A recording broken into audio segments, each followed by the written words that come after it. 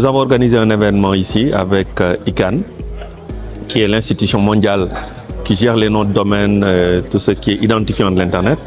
Et également la communauté technique au Sénégal, NIC SN, Bokodiang, la société civile.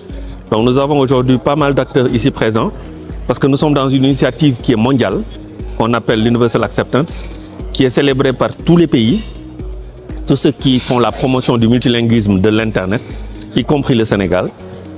L'UNESCO est dedans, le SMSI, les Nations Unies, toutes les organisations sont parties prenantes. Et l'objectif c'est quoi? C'est faire en sorte que l'Internet ne soit plus restreinte à une classe ou à une catégorie de personnes en excluant tout le reste.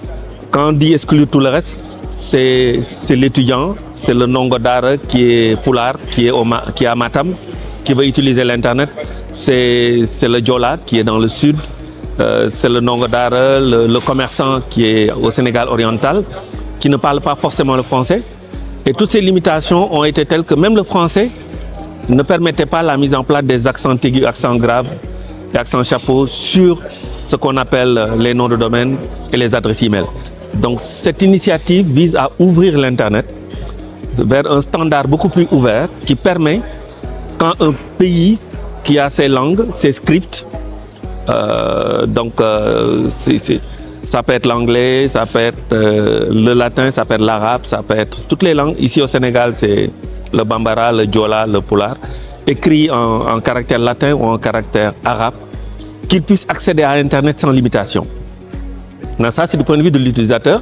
Maintenant, il y a aussi le point de vue de l'administration, c'est-à-dire comment les applications et les systèmes informatiques de l'administration, du secteur privé, des banques, des assurances, doivent être conçus pour permettre, quand quelqu'un vient et parle une autre langue que le français, que cette personne-là puisse envoyer ses bons identifiants. Et que cette personne ne soit pas obligée d'enlever un accent aigu à son nom, parce que Sané avec accent aigu, on va le lire Sané.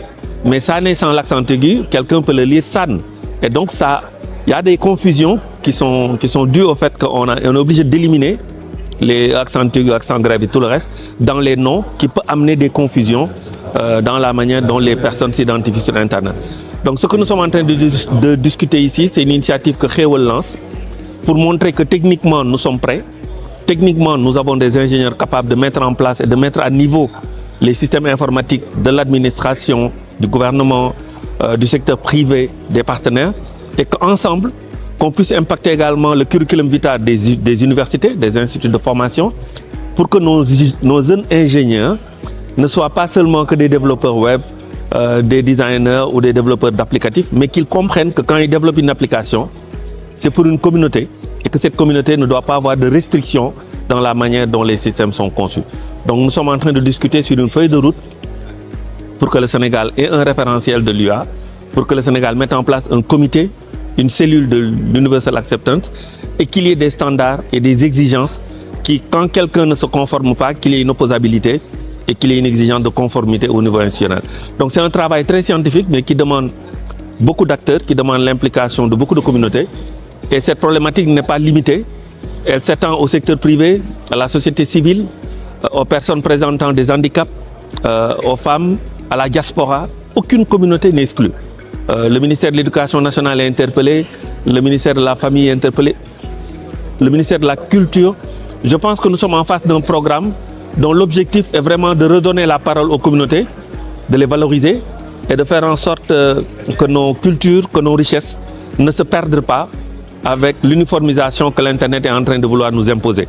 Donc c'est vraiment ça l'enjeu de cette journée, et nous avons la présence de partenaires comme Basile avec sa structure et tous les autres partenaires qui se joignent à nous dans cette initiative.